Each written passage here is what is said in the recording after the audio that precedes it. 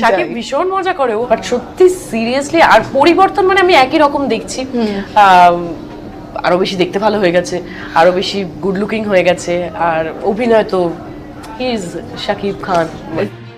এবার সুপারস্টার শাকিব খানের তুফান সিনেমার প্রথম গান লাগে উড়াধুরা নিয়ে প্রশংসা করলেন কলকাতার জনপ্রিয় অভিনেত্রী শ্রাবন্তী চ্যাটার্জি। হ্যাঁ ভিউয়ার্স, সম্প্রতি শিকারী সিনেমায় শাকিব খান ও শ্রাবন্তী জুটি বেঁধে পর্দায় এসেছিল এবং প্রথম সিনেমাতেই তাদের জুটি সফল হয়। দর্শকদের কাছে অনেক ভালো লাগে তাদের জুটি। এবার সুপারস্টার শাকিব খানের সঙ্গে কলকাতার আরেক জনপ্রিয় অভিনেত্রী মিমি চক্রবর্তী তুফান সিনেমা নিয়ে আসছে এই কোরবানি ঈদে।